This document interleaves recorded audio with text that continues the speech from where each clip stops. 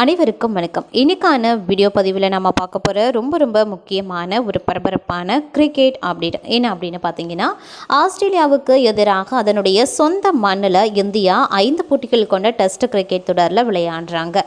இந்த விளையாட்டு போட்டியில் பார்த்தோம் அப்படின்னா, விராட் கோலிக்கு நாங்கள் தேவையில்லை அப்படின்ற மாதிரி இந்தியாவுக்கு தான் அவர் தேவை அப்படின்னு பும்ரா தற்போது ஒரு பேட்டியில் குறிப்பிட்டு பேசியிருக்காரு.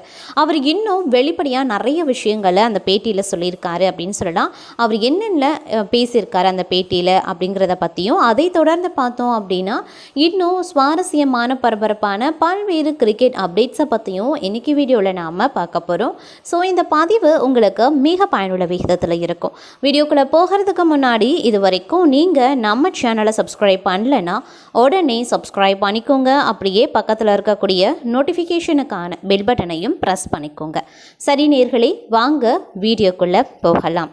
ஆஸ்திரேலியாவுக்கு எதிராக அதனுடைய சொந்த மண்ணில் இந்தியா 5 போட்டிகள் கொண்ட டெஸ்ட் கிரிக்கெட் தொடரில் விளையாடுறாங்க. பெர்த் நகரில் நவம்பர் 22ஆம் தேதி துவங்கிய அந்த தொடரின் முதல் போட்டியில் இந்தியா 295 ரன்கள் வித்தியாசத்தில் ஆஸ்திரேலியாவை தோற்கடிச்சிருக்கு. அதனால் 1-0 என்ற கணக்கில் இந்த தொடரில் ஆரம்பத்திலேயே முன்னிலை பெற்றிருக்கக்கூடிய இந்தியா சமீபத்தில் நியூசிலாந்திடம் சந்தித்த தோல்வியில் இருந்து மீண்டெழுந்திருக்காங்க. அத்துடன் நியூசிலாந்திடம் சந்தித்தது தோல்வியால் இத்தொடரில் இந்தியா தோற்கும் அப்படின்னு கணித்த முன்னாள் ஆஸ்திரேலிய வீரர்களுக்கு பும்ரா தலைமையிலான அணி தக்க பதிலடியையும் கொடுத்திருக்கு. முன்னதாக நம்பிக்கை நட்சத்திரம் விராட் கோலி சமீபத்திய நியூசிலாந்து தொடர் உள்பட டெஸ்ட் கிரிக்கெட்டில் சுமாராகவே விளையாடினார். அதனால் 36 வயதை கடந்துவிட்ட அவரால் ஆஸ்திரேலியாவில் அசத்த முடியுமா அப்படின்ற கேள்வியும் எழுந்திருக்கு. அதற்கு முதல் போட்டியிலேயே 100 ரன்கள் குவித்த விராட் கோலி தக்க பதிலடி கொடுத்து தன்னை சாம்பியன் அப்படிங்கிறத நிரூபித்திருக்காங்க. அத்துடன் ஆஸ்திரேலிய மண்ணில் அதிக டெஸ்ட் சதங்கள் அடித்த ஆசிய வீரர் அப்படின்ற சாதனையையும் அவர் படைத்திருக்காரு. இந்த நிலையில் இந்திய அணிக்கு விராட் கோலி தேவையில்லை அப்படின்னு கேப்டன் பும்ரா கூறியிருக்காரு. மாறாக 2012 முதல் இதுவரைக்கும் 5 முறை ஆஸ்திரேலியாவில் விளையாடி பெரிய அனுபவத்தை கொண்டிருக்கக்கூடிய விராட் கோலி தான் இந்தியாவுக்கு தேவை அப்படின்னு அவர் பாராட்டியிருக்காரு.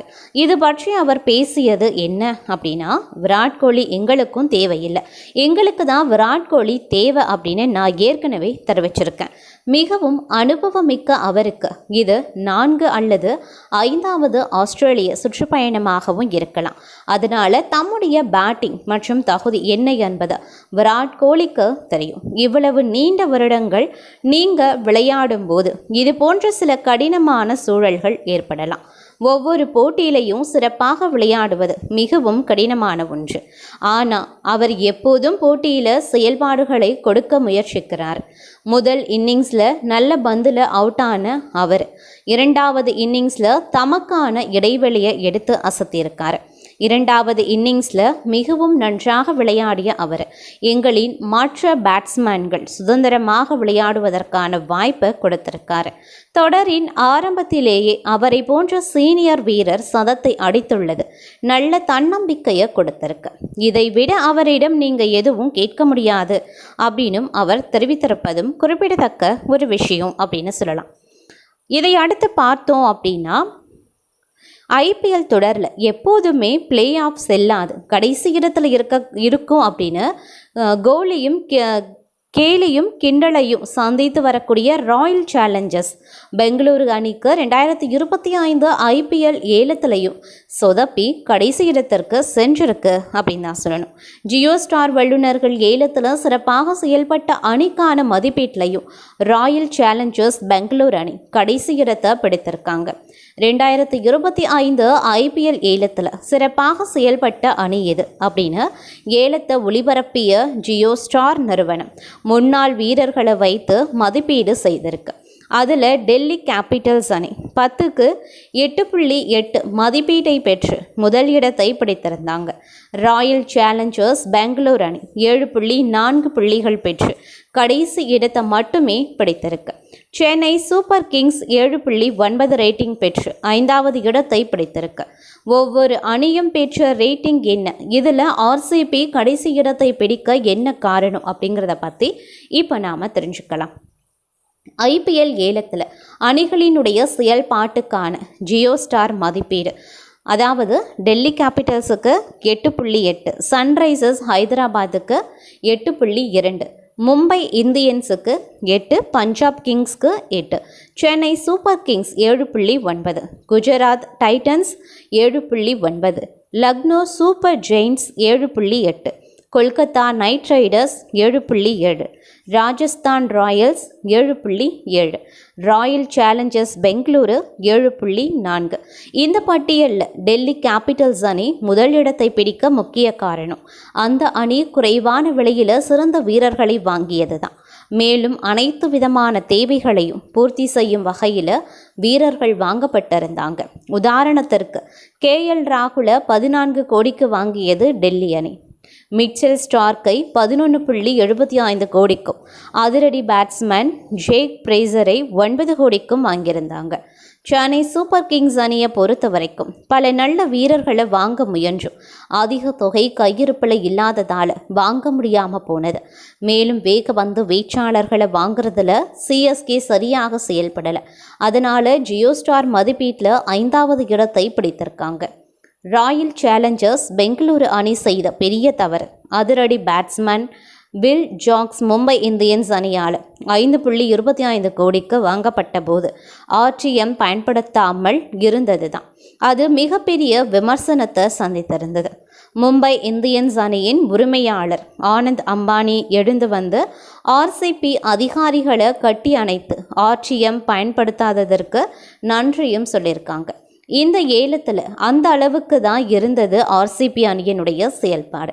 தங்களுடைய அணியில இருந்து விடுவிக்கப்பட்ட முகமது சிராஜ், கிளைன் மேக்ஸ்வெல் ஆகியோரை RTM பயன்படுத்தி வாங்கும் வாய்ப்பையும் கோட்டை விட்டாங்க. அந்த அணி ஏலத்தில் வாங்கிய சில சிறந்த வீரர்கள்: புவனேஸ்வர் குமார் 10.75 கோடி, ஜோஸ் ஹேசல்வுட் 12.50 கோடி, பிக்சல் சால்ட் 11.50 கோடி, லியம் லிவிங்ஸ்டன் 8.75 கோடி. மற்றபடி RCB அணி குளறுபடியாக வீரர்களை வாங்கியிருந்தாங்க. அந்த அணியில் தற்போது இடம்பெற்றிருக்கும் சிறந்த வீரர்களில் பலரும் வெளிநாட்டு வீரர்களாகவும் இருக்காங்க. அவர்களில் 4 பேர் மட்டுமே ஒரு போட்டியில் ஆட முடியும். அப்படிங்கிறதுனால அத்தனை வீரர்களை பெரும் தொகை கொடுத்து வாங்கியது ஏன் அப்படின்ற விமர்சனமும் இருக்கு. அதனாலேயே RCB அணி ஜியோ ஸ்டார் மதிப்பீட்டில் கடைசி இடத்தை பிடித்திருக்காங்க அப்படின்னு கூட சொல்லலாங்க. அது மட்டும் இல்லாமல் இது ஒரு சரியான முடிவாக இருக்கும் அப்படின்னு சொல்லி கேப்டன், அதாவது டிராவிட் வந்து பாராட்டி மனம் விட்டு பேசி பாராட்டியிருக்காரு அப்படின்னு கூட சொல்லலாம். அதாவது பயிற்சியாளர் தலைமை, அதாவது இந்திய அணியுடைய முன்னாள் தலைமை பயிற்சியாளர் ராகுல் டிராவிட் வந்து பெர்த்தில் நடந்த முதல் டெஸ்ட்டில், ஆஸ்திரேலியாவுக்கு எதிரான முதல் டெஸ்ட்டில் இந்திய அணியுடைய சிறப்பான ஆட்டத்தை இந்திய அணியுடைய முன்னாள் தலைமை பயிற்சியாளர் ராகுல் டிராவிட் பாராட்டி புகழ்ந்து பேசியிருக்கார். இதன் மூலமாக இந்திய அணி 295 ரன்கள் வித்தியாசத்தில் அபார வெற்றி பெற்று 5 போட்டிகள் கொண்ட டெஸ்ட் தொடரில் 1-0 என்ற கணக்கில் முன்னிலை வகிக்கிறாங்க. ஆஸ்திரேலிய அணிக்கு 534 ரன்கள் வெற்றி இலக்காக நிர்ணயித்து இந்திய பந்து வீச்சாளர்களின் சிறப்பான ஆட்டத்தால் பேட் கமின்ஸ் அணி 238 ரன்களுக்கு ஆல் அவுட் ஆகியிருக்கு. 2025 இந்தியன் பிரீமியர் லீக் ஏலத்தில் பங்கேற்ற போது ராஜஸ்தான் ராயல்ஸ் முகாமின் ஒரு பகுதியாக இருந்த டிராவிட் நியூசிலாந்துக்கு எதிரான உள்நாட்டு தொடரில் மோசமான ஆட்டத்திற்கு பிறகு அணியின் வலுவான மறுபிரவேசத்தை சுட்டிக்காட்டினார். நியூசிக்கு எதிராக இந்திய அணி 0-3 என்ற கணக்கில் தோல்வியும் அடைந்திருந்தாங்க. இது ஒரு சிறந்த செயல்திறன். நியூசிலாந்துக்கு எதிரான தொடரை இழந்த பிறகு அவர்கள் செய்தது போலவே திரும்பி வர எப்பொழுதுமே அழுத்தம் இருக்கும். ஆனால் அவர்கள் பதிலளித்த விதம் அருமை என்று நான் நினைக்கிறேன்.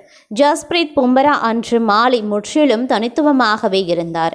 ஒரு தொடரை அதிர வைக்கும் ஸ்பெல்லை பற்றி பேசினார். டெஸ்ட் போட்டியை ஓப்பனிங் செய்யுங்க, இது நம்ப முடியாதது அப்படின்னு டிராவிட் ஜியோ சினிமாவிடம் சொல்லியிருக்காங்க.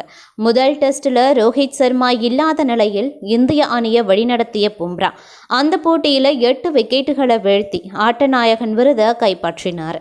முதன்மை வலதுகை வேகப்பந்து வீச்சாளர் முதல் இன்னிங்ஸில் 5 விக்கெட்டுகளை வீழ்த்தியிருந்தாங்க. 17 ஓவர்களில் 5க்கு 30 என்ற அற்புதமான புள்ளி விபரங்களை பதிவு செய்தார். அதைத் தொடர்ந்து 2வது இன்னிங்ஸில் மேலும் 3 விக்கெட்டுகளை வீழ்த்தினார்.